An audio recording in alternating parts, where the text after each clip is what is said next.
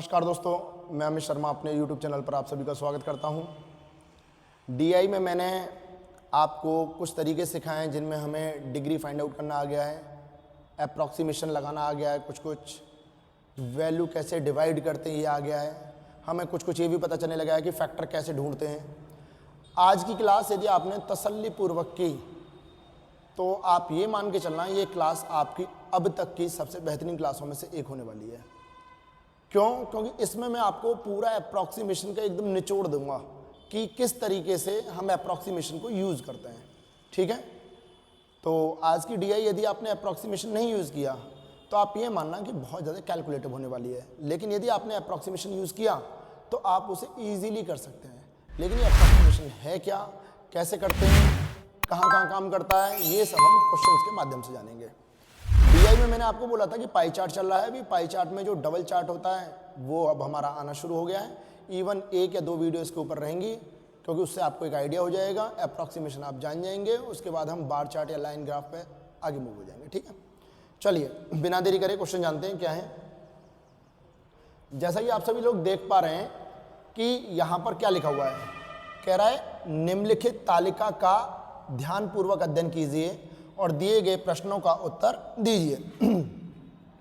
पहले वृत्तारेख में 7 विभिन्न राज्यों से NIACL सहायक परीक्षा 2017 के लिए आवेदन करने वाले अभ्यर्थियों का वितरण दर्शाया गया है। ये 2017 पहले वाले चार्ट में 2017 में NIACL कोई ऑर्गेनाइजेशन रहा होगा, उसमें जिन जिन राज्यों ने आवेदन किया है, ऐसे कितने राज्य हैं 7, उनकी परसेंटेज दर्शाई गई है।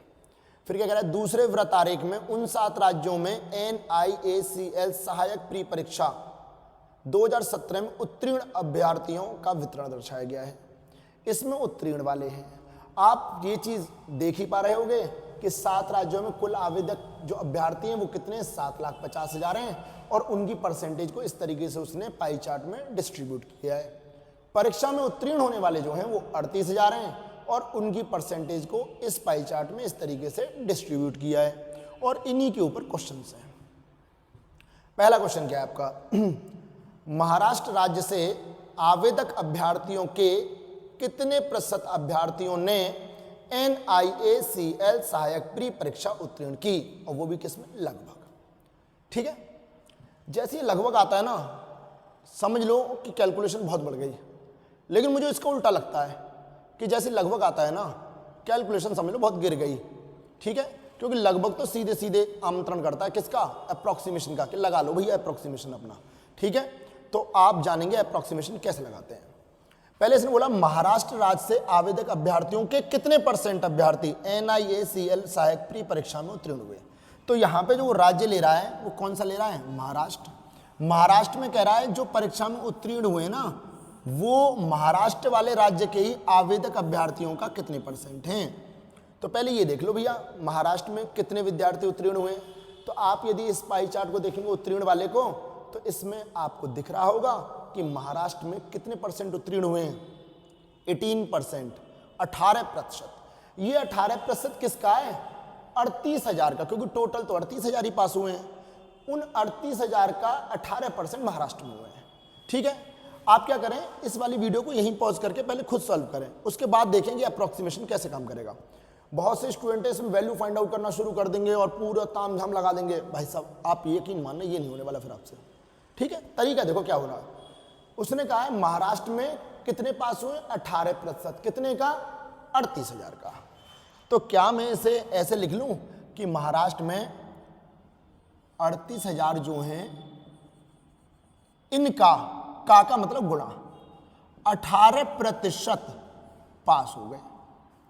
ये महाराष्ट्र में पास होने वाले हैं। महाराष्ट्र में 38,000 का 18% पास हुए, का मतलब गुणा होता है। मैं परसेंटेज इसकी नहीं निकाल रहा, मैंने ऐसे लिख दिया। मुझे निकालनी होगी तो मैं बटे 100 कर दूंगा, मैं तो अभी नहीं निकाल रहा, क्योंकि खामखा मैं 18 के गुणा करके और वैल्यू फाइंड आउट करता रहूं और काटा कूटी करूं ना। सीखो आप। ठीक, ये जो पास हुए हैं महाराष्ट्र में, ये महाराष्ट्र वाले अभ्यर्थियों जिन्होंने आवेदन किया है उनका कितने % है। तो आप ये देखो कि महाराष्ट्र में से कितने लोगों ने आवेदन किया है। तो आवेदन वाला पाई चार्ट ये रहा। आवेदन करने वाले लोग कितने, 22% है महाराष्ट्र में, और कितने का 22%? 7,50,000 का। आवेदन करने वाले 7,50,000 थे, उनमें से 22% जो महाराष्ट्र के लोग हैं। तो क्या मैं ये कह दूं कि महाराष्ट्र में से अप्लाई करने वाले हैं 7,50,000 का मतलब गुणा, ऑफ, इंग्लिश में ऑफ बोलते हैं इसे। कितने परसेंट है भैया? 22%। क्या मैं ऐसा कह दूं कि ऊपर वाली वैल्यू तो बता रही है महाराष्ट्र में कितने लोग पास हुए हैं, नीचे वाली वैल्यू बता रही है महाराष्ट्र में से कितने लोगों ने फॉर्म फिल किया है, कितने लोगों ने आवेदन किया है। तो वो यही तो पूछ रहा था, पास होने वाले, आवेदन करने वाले का, तो जो वैल्यू कहा था जिसके पीछे वो वैल्यू नीचे आती है, तो ये नीचे लिख दी। कितने परसेंट है, कितने परसेंट, तो इस पूरी वैल्यू को परसेंटेज में बदलना है, तो किससे गुणा करनी पड़ेगी आपको? 100 से। अब आपको इसे सॉल्व कैसे करना है, ध्यान से सुनना बहुत अच्छे से। ये पूरा स्ट्रक्चर बना लिया, बच्चे काटाकूटी करते हैं, भाग लगा रहे होते हैं, बहुत डिटेल में जा रहे होते हैं ना, समझना, बहुत कुछ सीखने को मिल जाएगा आपको। ये परसेंटेज है, ये भी परसेंटेज है, परसेंटेज से परसेंटेज काट दो, कट गई। आगे बढ़ जाते हैं, 1 2 3, 1 2 3, ये कट गया। मुझे लग रहा है ये जीरो भी इस जीरो को काट सकती है। अब देखो बात ये कि यहां पर कुछ आपको बहुत ज्यादा कॉमन वैल्यू नहीं मिलने वाली है, और आप काटाकूटी में ज्यादा समय व्यर्थ ना करें। ज्यादा अच्छा क्या है, क्योंकि लगभग में पूछा है 38 दूनी 76 होता है, ये 75 है, थोड़ा सा ही तो कम है। ये वैल्यू जितनी छोटी होंगी अप्रोक्सीमेशन उतना ही फेल होता है। 1 2 3 4 5 इन तक अप्रोक्सीमेशन में मतलब थोड़ा सा डिफरेंस आ जाता है। लेकिन जैसी बड़ी बड़ी वैल्यू होंगी 30 23 32 50 73 150, ये अप्रोक्सीमेशन उतना ही बेहतरीन रिजल्ट देने लगता है। तो ये तो 38 है, ये 76 है, लगभग लगभग मैं इसे 2 बार काट सकता हूं कि 38 दूनी 76 होता है। ठीक है, आगे देखते हैं, क्या मैं इस 2 से इसे 9 बार काट सकता हूं भैया? जी बिल्कुल काट सकता हूं। क्या मैं इसे 2 से 11 बार और इसे 2 से 5 बार काट सकता हूं भैया? जी बिल्कुल काट सकता हूं। मुझे तो ऐसा लग रहा है, ऊपर तो 9 पंजे 45 है और बटे में 11 है, 45 बटे 11 करोगे तो क्या आएगा? 11 चौक 44। भाई आप लिख भी लो, कोई बात नहीं है, क्योंकि हो सकता है आपको कन्फ्यूजन हो जाए। इतना करोगे तो आपका आएगा 11 चौक 44 और दशमलव और समथिंग, जो कि बहुत ही कम वैल्यू रही होगी। यदि आप निकालोगे, मन ही नहीं मानेगा, 11 चौक 44, दशमलव लगाओगे, 1 बचा था, 0 बढ़ाओगे, ना जाने की 0, देख रहे हो सीधे सीधे दिख रहा है, फिर भी आप नहीं मानोगे, तो तब जाके यहाँ पे बात बनेगी और लगभग इतने परसेंट के आसपास आएगा। तो आप ये बता दो, दिए गए ऑप्शन में से कौन सा ऑप्शन 4.09 के पास में है? क्या ये पास में है? नहीं। क्या ये पास में है? नहीं। क्या ये पास में है? नहीं। और खत्म। दिमाग ये मत सोचना कि भैया आपने यहां से क्यों काट दिया, इसी को तो बोलते हैं अप्रोक्सीमेशन। भाई ये बहुत बड़ा हथियार होता है, जिसके माइंड में ये कैलकुलेशन चलने लग गई कि लगभग इतना चला जाएगा, यहां से लगभग इतना चला जाएगा, समझ लो मैथ सीख रहा है वो कैलकुलेशन का महारथी बनना है। ठीक है, कहीं जबरदस्ती दशमलव में जा रहे हो 3 3 2 2 3 3 4 4 स्थानों तक, कुछ नहीं होने वाला आपका फिर। ठीक है, मैंने आपको ये पूरा समझाया है। आपको ना समझ में आया हो तो आप इसे दोबारा देखिए, लगभग में कैसे वैल्यू फाइंड आउट करते हैं मैंने यहाँ आपको बता दिया है। चलिए आगे चलते हैं। फिर ये क्वेश्चन क्या कह रहा है आपका, यदि राजस्थान से आवेदन करने वाले अभ्यर्थियों में से 15% ने परीक्षा ही नहीं दी, आवेदन तो किया परीक्षा नहीं दी, तो राजस्थान से परीक्षा देने वाले अभ्यर्थियों में से उत्तीर्ण अभ्यर्थियों का प्रतिशत ज्ञात कीजिए। और ब्रह्मास्त्र आ गया आपके पास, किस में बताना है? लगभग। हो गया जी अपना काम तो। ठीक है, देखो पहले ये देखो, राजस्थान में उत्तीर्ण वालों के लिए पूछा कि उत्तीर्ण वाले कितना परसेंट है परीक्षा देने वालों का। तो उत्तीर्ण वाले देखो राजस्थान का, ये रहा राजस्थान। राजस्थान में कितने परसेंट उत्तीर्ण हुए हैं? 16%। कितने का? 38,000 का। तो क्या भैया मैं ऐसे लिख लूं कि राजस्थान में उत्तीर्ण तो हुए 38,000 का 16%। ठीक है, राजस्थान में से परीक्षा देने वाले अभ्यर्थियों में से उत्तीर्ण होने वाले को परसेंट बताना था, तो मैंने ये तो उत्तीर्ण होने वाले निकाल लिए। आवेदन करने वाले कितने, ये देख लो, राजस्थान में से 17% ने आवेदन किया है, तो कितने का 17%? ध्यान सुनना भैया, 7,75,000 का 17% ने आवेदन किया है। ये तो आवेदन करने वाले थे, लेकिन उसने बोला था राजस्थान से आवेदन करने वाले अभ्यर्थियों में से 15% ने परीक्षा ही नहीं दी। तो ये तो आवेदन करने वाले हैं, इनमें से 15% ने परीक्षा ही नहीं दी है। तो यदि अपने आप में 100% है तो 15% ने परीक्षा नहीं दी, तो इस संख्या का कितने परसेंट लोगों ने परीक्षा दी है? 85% ने, 85% ने, क्योंकि 15% ये टोटल लोग थे जिन्होंने फॉर्म फिल किया। इनमें से 15% गए ही नहीं परीक्षा देने, तो मात्र कितने लोग गए होंगे? 85%, 85%। तो इसका 85% निकाल दो। अब ऊपर भी परसेंटेज है, नीचे परसेंटेज, तो सीधे परसेंटेज यहाँ पे निकाल दो, क्योंकि एक एक्स्ट्रा यदि आपने साइन लेके आए परसेंटेज का तो फिर काटाकूटी में आपको दिक्कत हो सकती है। 85% कैसे निकालते हैं? गुणा 85 और बटे में 100। ध्यान सुनना। अब वो ये कह रहा है ये तो है उत्तीर्ण राजस्थान में, ये राजस्थान में से परीक्षा देने वाले लोग तो उत्तीर्ण होने वाले लोग, परीक्षा देने वाले लोगों का कितने परसेंट हैं? तो आप क्या करने वाले हो भैया? ऐसे, और यहां पे परसेंटेज पूछी है उसने, तो गुणा में 100। भाई उत्तीर्ण होने वाले, परीक्षा देने वालों का कितने परसेंट हैं? तो परसेंटेज के लिए 100 से गुणा कर दे। क्या मैं इस 100 को बटे में 100 है तो ऊपर भी लिख सकता हूं, क्योंकि ऊपर चला जाएगा। तो ध्यान से सुनो भैया, मैंने इसे ऊपर लिख दिया। हो जाओ शुरू भाई। अब देखो 1 2 3, 1 2 3, फिर यहां पे आ जाओ 0 से 0, बढ़िया काम हो रहा है अपना। फिर आगे आ जाओ 38 दूनी 76। जब आपने इसे एक बढ़ा हुआ मान लिया तो इधर भी इसे एक बढ़ा हुआ मान लो, कोई फर्क नहीं पड़ता, लगभग में बात चल रही है। दशमलव में बहुत 2-3 अंकों बाद फर्क पड़ेगा, वो तो लगभग पूछ रहा है, और पूरी वैल्यू इंटीजर में दे रहा, कोई फर्क पड़ने वाला ना है। ठीक है, तो यहां से इसे यदि 17 तो इसे भी लगभग 17 मान सकते हैं, क्योंकि हमने यहां पे एक बढ़ाया, तो आप इसे लगभग एक बढ़ा सकते हो। ये नहीं कि कोई इसी पे बहस करने लगे कि भैया ऐसे कैसे हो जाएगा, यहाँ एक बढ़ाओ यहाँ एक बढ़ाओ। मैं कह रहा हूं हमारा आंसर लगभग में आना चाहिए, तो लगभग में कोई फर्क नहीं पड़ता, इसी को अप्रोक्सीमेशन कहते हैं। तो ये 17 है तो इसे भी 17 मान लो। तो देखो परसेंटेज से तो परसेंटेज कट गई, और ये 17 इसे भी 17 मान लो, इससे ये एक बार कट जाएगा, कट गया। क्या बचा है हमारे पास में? यहाँ पे 2 से काटो, इससे कितनी बार कटेगा? यहाँ 10, ये 5 बार।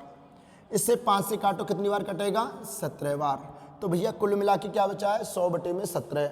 इसे काटो, 17 पंजे 85, दशमलव लगा लेंगे, 15 बचाता, एक 0 बढ़ गई, तो क्या आएगा? 17 8 136, लगभग आएगा 5.8 के आसपास, लगभग 5.8 के आसपास है।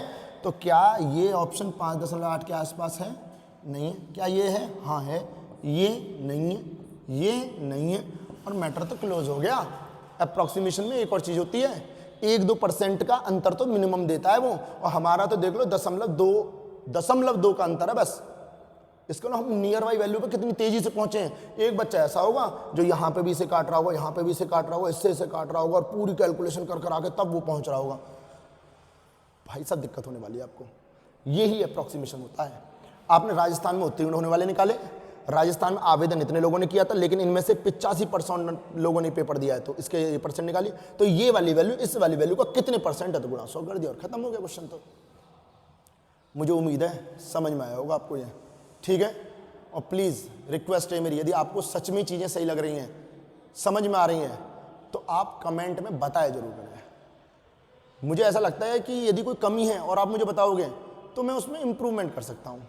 दूसरा, यदि आपको सच में चीज़ें और जगह से अलग मिल रही हैं, बेशक हमारा चैनल अभी छोटा है, हमने तो बात शुरुआत करी है, ठीक है, तो हमारा चैनल बेशक छोटा और आपको लग रहा है कुछ इनोवेटिव सीख रहे हो, आप कुछ अलग सीख रहे हो और चैनल के मुकाबले, चाहे वो कितने बड़े हैं, तो प्लीज़ भाई सब्सक्राइब कराएं, हमारे चैनल को सपोर्ट करिए, प्लीज़ रिक्वेस्ट है मेरी आपसे, ठीक है। चलिए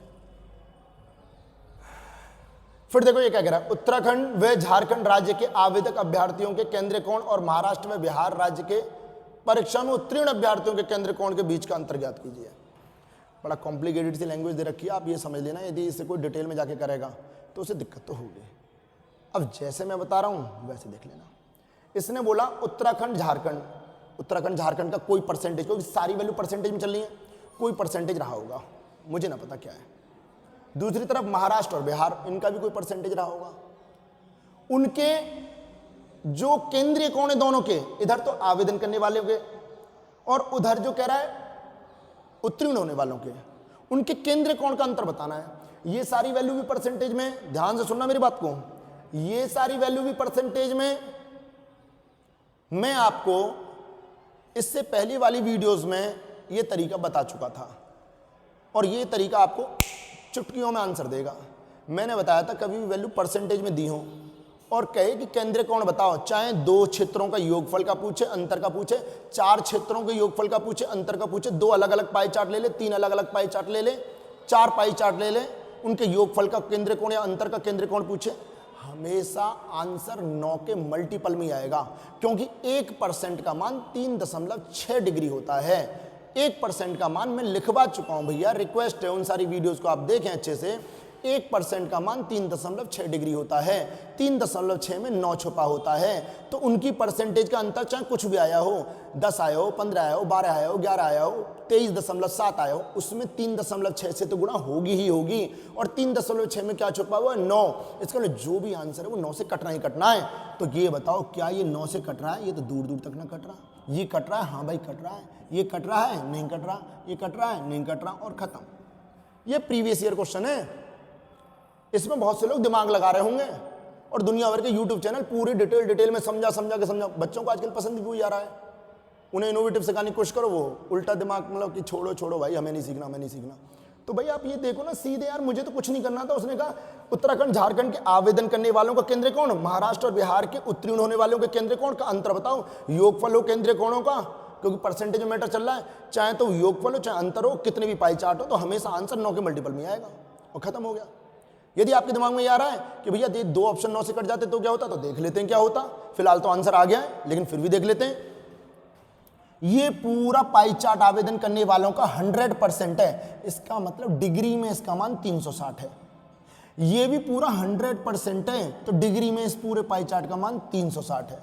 इसका मतलब इसकी 1% और इसके 1% का मान डिग्री समान है, क्योंकि इसका 1% भी 3.6 डिग्री होगा, इसका। मैं ये कह सकता हूं ये भी 360 डिग्री, ये भी 360 डिग्री, तो डिग्री में ये दोनों बराबर है। इन डिग्रियों की वैल्यू अलग अलग है, उसे छोड़ दो अभी। ये बताओ भैया, उत्तराखंड और झारखंड राज्य के आवेदक, उत्तराखंड कहाँ है ये रहा, और झारखंड कहाँ है ये, इन दोनों के आवेदन करने वाले कितने परसेंट हैं? 18%। ध्यान सुनना, महाराष्ट्र और बिहार राज्य के उत्तीर्ण वाले, महाराष्ट्र और बिहार उत्तीर्ण जोड़ दो। यदि आप जोड़ोगे 18, 15, 33, इनका अंतर का केंद्रीय कोण, तो इन दोनों का अंतर यानी कि दोनों का डिफरेंस जो है वो कितना है? 15% है। ठीक है, इसके बाद तो आपके पास स्कोप ही स्कोप है। मैंने ये आपको लिखवाया, आप मना नहीं कर सकते हैं। क्या लिखवाया है कि कभी भी पाई चार्ट हो तो जो पाई चार्ट में 100% होता है उसका मान 360 डिग्री होता है। 1% 2 स्थान बाद यहां दशमलव लगा दो, 1% बन जाएगा, तो 2 स्थान बाद यहां दशमलव लगा दो। इंटीजर में छोटी वैल्यू चाहिए आपको डिग्री की, तो वो 5% पे आती है। 5% निकालना आसान है, मैंने पहले वाले पाई चार्टों में समझाया, फिर से बता देता हूं। 1 0 हटा दो, 10% बन जाता है, तो इधर से भी 1 0 हटा दो, तो 1 0 हटाओगे 10 बन जाएगा, इधर 1 0 हटाओगे 36, तो 10% का मान 36 है। मुझे तो 5 चाहिए, यानी 10 का भी आधा चाहिए, तो 36 का भी आधा कर दो, कितना डिग्री होता है? ये मैं आपको कई सारी क्लासेस में समझा चुका हूं कि इसका इस्तेमाल होता ही होता है। अब आप ये सोचो, आपको 15% का मान निकालना है, ऐसे बावले मत हो जाना, इसके लिए डिग्री अलग निकाल लो, इसकी डिग्री अलग निकाल लो, इसकी डिग्री अलग, इसकी डिग्री अलग, फिर जोड़ घटाने ये सब चला, दिक्कत होने वाली है आपको। आप ये देखो, इन दोनों की परसेंटेज का अंतर ले लिया और उसी को डिग्री में बदल लो। 15% की डिग्री में कन्वर्ट करना है आपको। आप मुझे बस इतना बता दो कि 5%, ध्यान सुनना, 5% कितने डिग्री के बराबर होता है? 18 डिग्री के। तो ये बताओ, ये तो 15 है, यानी कितने गुना है ये? 3 गुना का मान चाहिए, तो 3 गुना ही कर दो इसे भी। 18 तिया 54 डिग्री हो गया और खत्म हो गया क्वेश्चन।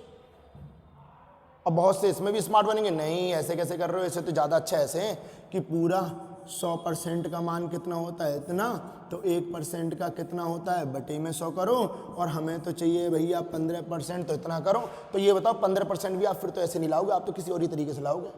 आप थोड़ा शॉर्ट करो चीज़ों को, ठीक है। हालांकि जब आप इसे सॉल्व करोगे तो आंसर तो यहाँ से भी आएगा, 0 से 0, 5 से 2 बार, 5 से 3 बार, 2 से 18 बार, 18 3 या 54। लेकिन मैं तो ये कह रहा हूँ इतनी दुनियादारी की चीज़ों में क्यों पढ़ना है आपको। सिंपल सा पता है कि यहाँ वाले जो उसने वैल्यू बोली तो उत्तराखंड झारखंड इनका योगफल 18% था, और महाराष्ट्र और बिहार का जो उत्तीर्ण वाले हैं उनका योगफल 33% था, और उनके अंतर का केंद्रीय कोण चाहिए या केंद्रीय कोण का अंतर चाहिए। तो ये बताओ इनका अंतर ले लो 15%, इसी का केंद्रीय कोण निकाल दो। तो 15% का केंद्रीय कोण बताना था, वो तीनों वैल्यू आपके बिल्कुल जुबान पे होनी चाहिए कि 100% 360, 1% बराबर 3.6 डिग्री होता है, और 5% बराबर 18 डिग्री होता है। तो ये देखो 5 के मल्टीपल में तो है, 5% बराबर 18 डिग्री। तो भैया ये 3 गुना है, 5 तिया 15, तो 18 को भी 3 गुना कर दो, 18 तिया 54 और काम खत्म। मैंने इसे 9 के मल्टीपल से सीधा उड़ाया था, फिर इसमें दूसरी तरीके को भी बताया कि शॉर्ट से कैसे जाएंगे, और मुझे उम्मीद है आपको आनंद आ रहा होगा, चीज़ें जान रहे होगे आप, यदि इच्छुक हैं तो। अदरवाइज तो आप वही काम करते रहो और जगह देखो और उन्हें पूरा पूरा कैलकुलेशन कर करके अपने आप को खुश करते रहो। वो DI नहीं है, वो अंडरस्टैंडिंग है ही नहीं, वो तो मात्र कैलकुलेशन कर रहे हो। उससे अच्छा तो ये गुणा भाग वैसे ही कर लो बैठ के, ठीक है। ये DI होती है। मैं ये नहीं कह रहा कि सारे क्वेश्चन DI के ऐसे हो जाते हैं, लेकिन मुझे ऐसा लगता है लगभग 70-80% के आसपास चला जाती है DI से, ठीक है, लगभग। हाँ जी, अब क्या कह रहा है ये क्वेश्चन में, यदि उत्तर प्रदेश से आवेदन करने वाले पुरुषों का महिलाओं से अनुपात 7:5, उत्तर प्रदेश में आवेदन करने वालों का ये, और प्री परीक्षा में उत्तीर्ण होने वाले पुरुषों का महिलाओं से अनुपात इतना है, तो परीक्षा में असफल होने वाली महिलाओं की संख्या ज्ञात कीजिए, यह मानते हुए कि जितने अभ्यर्थियों ने आवेदन किया है वह सभी परीक्षा में सम्मिलित हैं, परीक्षा दी है। ऐसा इसलिए बोल रहा है क्योंकि इसने दूसरे क्वेश्चन में शायद ये बोला था कि यदि 15% परीक्षा नहीं देते, वो कह रहा है जितने हैं उत्तर प्रदेश में आवेदन वो सारे के सारे परीक्षा देने गए। तो देखो बड़ा सिंपल सा तरीका इसका क्या हो सकता है। पहले ये कह रहा है उत्तर प्रदेश में आवेदन, तो पहले तो उत्तर प्रदेश का आवेदन निकालो। तो आवेदन तो ये है, यूपी ये रहा, कितने परसेंट आवेदन है, 15%। तो देखो भैया इधर देखेंगे हम 75, ध्यान सुनते रहना आप, 75 मतलब 7,50,000 है ये टोटल। तो 7,50,000 का 15% निकालना है पहले आपको, तो 15% पूरा निकाल लेते हैं। ये रहा, ध्यान से सुनते रहना। ये तो है टोटल आवेदन, इनमें पुरुषों और महिलाओं का अनुपात है 7:5, और यहां पे पूछ के आ रहा है असफल होने वाली महिलाएं। आप ये बताओ आवेदन करने वाले लोगों में से, आवेदन करने वाली महिलाओं में से मैं उत्तीर्ण होने वाली महिलाओं की संख्या घटा दूं तो अपने आप ही असफल होने वाले आ जाएंगे। भाई पेपर देने फॉर्म जितने लोगों ने भरा है उनमें से यदि मैं जितने उत्तीर्ण हुए हैं उन्हें हटा दूं तो असफल ही लोग हैं, बाकी सब तो भाई वही सफल हुए हैं केवल। तो मैं क्या करने वाला हूं कि वो कह रहा है कि महिलाओं की संख्या देखो, पहले उत्तर प्रदेश में टोटल आवेदन तो इतने हुए हैं, इनमें पुरुष और महिलाओं का अनुपात 7:5 है। तो क्या मैं ये कह सकता हूं कि 7 तो पुरुष हैं और महिलाओं की संख्या कितनी है यहाँ पे, 5 है। यदि 7 और 5 अनुपात है तो क्या मैं ये कह दूं कि आवेदन करने वालों में यदि मुझे महिलाएं चाहिए तो महिलाओं की संख्या क्या होगी, कुल संख्या का 5/12 है, क्योंकि महिलाएं हैं कितनी, 5। कितने में से 5 हैं, 12 में से। तो महिलाएं जितने भी आवेदन हो रहे हैं उनमें से 5/12 महिलाएं रहेंगी। महिलाओं की संख्या ये रही टोटल 12 में से, तो 5/12 महिलाएं रहेंगी।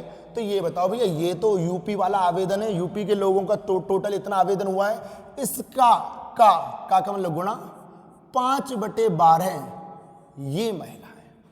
तो ये यूपी में ये महिलाएं हो गई। आगे आ जाओ, दूसरी तरफ कह रहा है असफल बताना है तो उत्तीर्ण होने वाली महिलाओं की संख्या निकाल लो। तो पहले ये देखो यूपी में कितने परसेंट उत्तीर्ण हुए हैं लोग, 17%। कितने में से, 38,000 में से। तो क्या मैं इसे ऐसे लिख दूं कि 38,000 का 17% लोग उत्तीर्ण हुए। इनमें भी मुझे महिलाओं की संख्या निकालनी, क्योंकि केवल मुझे तो असफल महिलाएं चाहिए थी, तो आपको इनमें भी महिलाओं की संख्या निकालनी। आप ये बताओ कि उत्तीर्ण होने वालों में पुरुष और महिलाओं का अनुपात क्या है, 2:3। क्या मैं ये कह दूं यदि 2 पुरुष सफल हो रहे हैं तो 3 महिलाएं सफल हो रही हैं? क्या मैं ये कह दूं कि महिलाओं में जो उत्तीर्ण हो रही हैं उनकी संख्या 3 है, टोटल कितने में से, 5। यदि यूपी में 5 लोग सफल हो रहे हैं तो उनमें से 3 तो महिलाएं, 3 महिलाएं कितने में से? 5 में से। इसका मतलब जितने भी यूपी में सफल होने वाले लोग हैं उसका 3/5 महिलाएं हैं। तो यूपी में सफल होने वाले तो ये थे यूपी में सफल 38,000 का 17%, और इनका भी 3/5 जो हैं वो हमारी महिलाएं हैं। ध्यान सुनना भैया, ये तो हो गए आवेदन करने वाले लोग, आवेदन करने लिखने की जरूरत नहीं है मुझे उम्मीद है, आवेदन करने वाले लोग। ये हो गए आवेदन करने वाली महिलाएं और ये हो गए पास होने वाली महिलाएं। आवेदन करने वाली महिलाओं में से पास होने वाली महिलाएं यदि घटा दें तो आपको पता ही है भैया, कोई दिक्कत वाली बात नहीं है, सीधे आंसर आ जाएगा, असफल होने वाली महिलाएं आ जाएंगी। तो आप ये देखो भैया कि यदि मैं इस क्वेश्चन को करूं तो मैं यहाँ पे देखो इनमें से इसे घटाऊंगा तो आंसर की तरफ मूव कर जाऊंगा। ध्यान से सुनना, अभी इसमें मैं आपको और तरीके भी बताऊंगा। 2 जीरो से आप यहाँ पे 2 जीरो काट सकते हैं। यदि आपका मन चाहेगा तो फिर आप आगे ऐसा भी सोच सकते हैं, 12 से इस 7500 को काटो, 12 छीन 72, 3 30 बनेगा, 12 दूनी 24, 6 60 बनेगा, 12 पंजे 60। इधर आ जाओ आप, 2 जीरो से 2 जीरो काट सकते हैं आप, 5 से इस पूरे 380 को काट सकते हैं, 5 सत्ते 35, 3 जीरो 5 छीन 30। अब आपको दिख रहा 625 है, यहाँ 15 है, यहाँ 5 है, यहाँ गुणा है, यहाँ 76 है, यहाँ 17 है, यहाँ 3 है, यहाँ गुणा है, फिर अंतर है। अरे भैया इतने झंझट में क्यों पढ़ना, एक बार देख लो, क्या पता यूनिट डिजिट से हो जाए। यूनिट डिजिट बेस्ट होती है ऐसे समय, डिजिटल सम अच्छा होता है इस समय। डिजिटल सम यूज कर लो या यूनिट डिजिट यूज कर लो या अप्रॉक्सीमेशन यूज कर लो या कॉमन फैक्टर यूज कर लो। मुझे तो इतने सारे तरीके दिख रहे हैं, हर तरीके से आंसर की तरफ मूव हो सकते हैं हम। चलो देखते हैं क्या करना है हमें। यूनिट डिजिट यदि मैं यूज कर रहा हूं, यूनिट डिजिट ध्यान सुनना, तो क्या मैं ये कह दूं कि लास्ट वाले अंकों का गुणनफल देखना है मुझे। तो वैसा यहाँ 5 है, 5m 25, 25 का अंतिम अंक क्या होता है 5, फिर से 5m 25, तो अंतिम अंक इस पूरी संख्या में क्या बनने वाला है 5। ये संख्या कुछ ऐसे रही होगी, बहुत बड़ी सी कोई संख्या रही होगी, इसके लास्ट में क्या आया होगा 5। लास्ट वाले अंकों की गुणा करते चले जाओ, 5m 25 5 बनेगा 25 में, फिर 5m 25 5 बनेगा। इधर देखो अंतिम अंक क्या है 6 7 42, लास्ट वाले अंकों की गुणा, यूनिट डिजिट है, इकाई का अंक है ये, 6 7 42, 42 में क्या आता है 2, फिर 2 तिया 6, इसके अंत में 6 बनने वाला है। इसका मतलब ये कोई बहुत बड़ी संख्या रही होगी जिसके लास्ट में क्या आया होगा 6 आया होगा। और हम तो इसमें से इसे घटा रहे हैं तो माइनस करेंगे। क्या आप 5 में से 6 घटा सकते हो? नहीं। तो आपको तो पता ही होगा यहाँ पे कुछ ना कुछ तो रहा होगा, वहां से हम एक कैरी ले लेंगे तो ये 15 में कन्वर्ट हो जाता है, इतना तो घटाना आता ही होगा आपको। तो ये 15 बन जाएगा, तो 15 में से आप कितना घटा देंगे 6। इसका मतलब जो भी आंसर बनेगा वो कोई बड़ी संख्या रही होगी जिसके लास्ट में 15 में से 9 6 घटाओगे तो कितना बचेगा 9। क्या इनमें से किसी में 9 आ रहा है? हाँ जी बिल्कुल आ रहा है और खत्म हो चुका है। समझ रहे हैं आप? बिल्कुल क्लोज हो चुका है जी, इसमें कोई दिक्कत ही नहीं रही है। आप इसी प्रकार से इन्हें सॉल्व कर सकते हैं। आप चाहो तो फिर कहने लगो यूनिट डिजिट, मुझे उम्मीद है समझ में आई होगी, डिजिटल सम लगा लो, डिजिटल सम भी समान रहता है 100%। यूनिट डिजिट से हो गया, सेकंड डिजिटल सम लगा के देख लेना, वहां से भी हो जाएगा डिजिटल सम से, और तीसरा भी ले लो। और बताता हूं, लगभग भी लगा दोगे और सुन लो क्या हो सकता है। इनमें से कुछ ऐसा फैक्टर देखो जो दोनों में कॉमन हो। आपको यहाँ पे 3 दिखता है, 3 पंजे 15, 3 दिखता है, यहाँ 3 छुपा होता है। क्या यहाँ भी 3 है? तो इस पूरी वैल्यू में से 3 कॉमन लेके भी तो इसे सॉल्व कर सकते हैं। इसका मतलब जो भी सॉल्यूशन आएगा उसमें बाद में 3 की गुणा हो जाएगी यदि मैं 3 कॉमन लूंगा। इसका मतलब जो भी आंसर आएगा उसमें 3 छुपा होगा, वो आंसर 3 से कटेगा ही कटेगा। 3 से कौन सी संख्याएं कटती हैं? जिनके अंकों का योगफल 3 से कट जाता है। क्या इसके अंकों का योगफल 3 से कटता है? 9 3 27, 2 29 और 4 33, बिल्कुल कटता है। ये तो है। आगे देखते हैं। ये देखो 6 और 2 8 और 3 11, और 11 और 5 कितने होंगे 16, नहीं। 4 और 1 5 और 2 7, नहीं। 9 और 3 12 और 5 17, नहीं। खत्म भैया। और क्या चाहिए तुम्हें? तुम्हें मैंने ये बता दिया भैया कि किस तरीके से सॉल्व करेंगे। आपको फिर मैंने ये भी बताया कि यूनिट डिजिट से कैसे करेंगे, आपको मैंने ये भी बता दिया डिजिटल सम से कैसे करेंगे, आपको मैंने ये भी बताया कि कॉमन फैक्टर लेके कैसे करेंगे। कॉमन फैक्टर ढूंढ के भी उड़ा दिया। इतने सारे तरीके बता दिए भाई मैंने आपको। ठीक है, उम्मीद है इसमें आपको मजा आया होगा, चीजें सीखने को मिली होंगी। कितने राज्यों में उत्तीर्ण अभ्यर्थियों की संख्या सभी राज्यों के उत्तीर्ण अभ्यर्थियों की औसत संख्या से अधिक है? यदि उत्तीर्ण अभ्यर्थी 42,000 हो गए हों, भैया वहां कितने हैं 38,000, ये क्या कह रहा है 42,000। अब बच्चे इतने में घूम जाते हैं, भैया 42,000 हो गए, इसका मतलब क्या है, पूरी चीज़ें देखनी पड़ेंगी।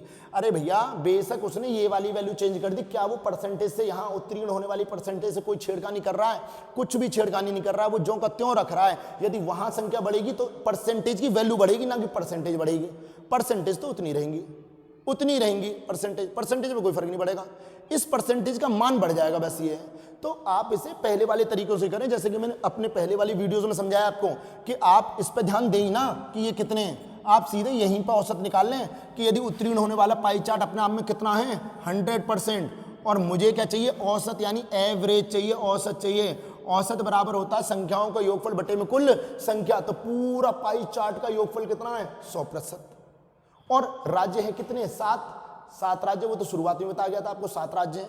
तो यदि मैं 100% को, औसत का मतलब प्रत्येक का हिस्सा, मतलब संख्याओं का योगफल बटे कुल संख्या, 100% को 7 राज्यों में बराबर बांटूं तो प्रत्येक के हिस्से में कितना आने वाला है, 14.28%।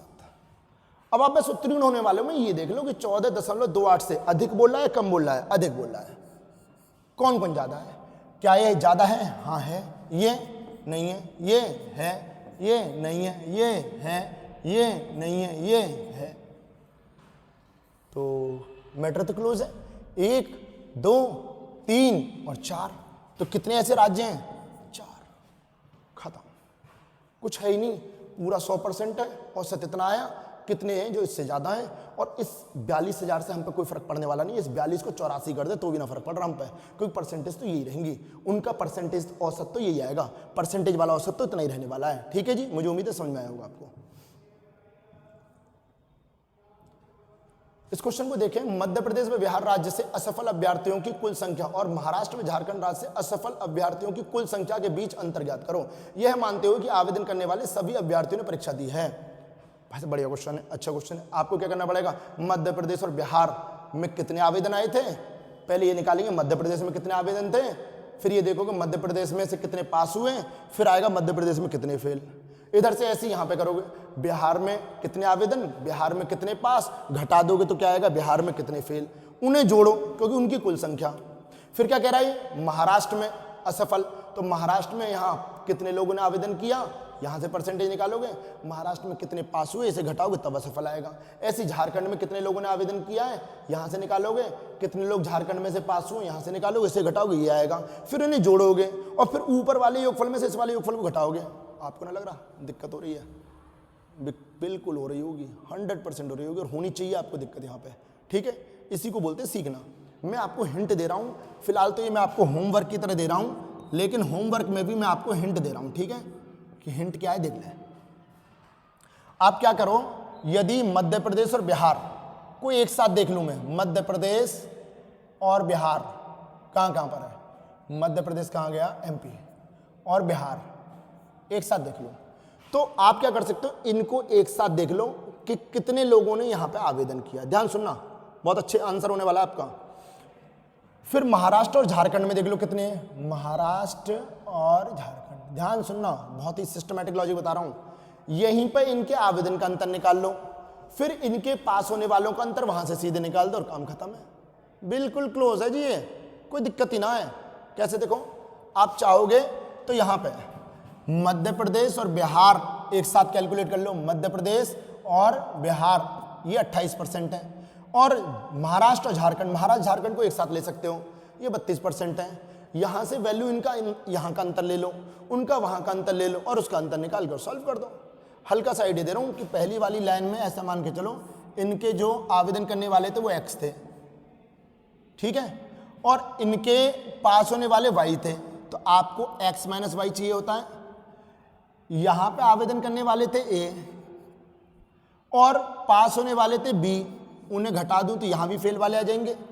क्या मैं इसमें से समझाने के लिए इसे घटा दूं तो भी तो बात बन सकती है, तो ये कैसे निकलेगा, x यहाँ पे माइनस में y है, माइनस में a, और ये माइनस माइनस प्लस में b। क्या मैं ये नहीं कह सकता था x माइनस a एक साथ और यहाँ पे माइनस के y प्लस b? इसका मतलब ये x तो इनकी परसेंटेज का योगफल था मध्य प्रदेश और बिहार के आवेदन का, और ए क्या था, महाराष्ट्र झारखंड। इसका मतलब यहाँ का दोनों का अंतर एक साथ ले लो, उधर के दोनों का अंतर एक साथ ले लो और उसे जोड़ दो, खत्म है मामला, खत्म है, 100% क्लोज है। मुझे उम्मीद है ये चीज़ लॉजिक थोड़ा थोड़ा समझ में आया, नहीं आया खुद करो, अगले वाली वीडियो में इसका सॉल्यूशन दे दूंगा मैं आपको। हल्का सा आइडिया दे दे, पागलों की तरह काम मत करना कि अलग अलग निकाल ले हो, ये ना हो रहा फिर आपसे 2-3-4 मिनट तक भी। ठीक है, उम्मीद है ये चीज़ आपको थोड़ी थोड़ी समझ में आई होगी। इसे दोबारा सुनना, दोबारा रिपीट करके सुनना, आपको समझ में आने लगेगा। ये पहले वाले मध्य प्रदेश और बिहार में आवेदन करने वालों की टोटल परसेंटेज हो गई। ठीक है, मध्य प्रदेश और बिहार की टोटल परसेंटेज, ये उनके पास होने वालों की, ये दूसरे वालों की आवेदन है, ये उनके पास होने वाले। और मैंने इन्हें सॉल्व करके देखा है, तो ये मध्य प्रदेश और बिहार के आवेदन है और ये महाराष्ट्र और झारखंड के आवेदन, और उन दोनों की परसेंटेज का सीधे अंतर ले सकते हैं हम। ऐसे उनके पास होने वाली परसेंटेज का सीधे अंतर ले लें तो अपना आ जाएगा आंसर। मुझे उम्मीद है थोड़ा थोड़ा क्लिक कर गया होगा। इसका सॉल्यूशन मैं अगली वीडियो में आपको दे दूंगा, वो भी लास्ट में उसके। ठीक है, तो यहाँ तक मैं ये समझ सकता हूँ कि आपको DI में आनंद आया हो, आज आपने काफ़ी चीज़ें सीखी होंगी। यदि आपको चीज़ों को करने में सच में आनंद आ रहा है तो प्लीज़ हमारे चैनल को सब्सक्राइब करें, इन वीडियोज़ के लिंक को आगे फॉरवर्ड करें, लोगों को कहें कि वो ज़्यादा से ज़्यादा हमारे साथ में जुड़ें। और मुझे उम्मीद है कि यदि ये प्रक्रिया चलती रही तो आप बहुत कुछ सीखोगे।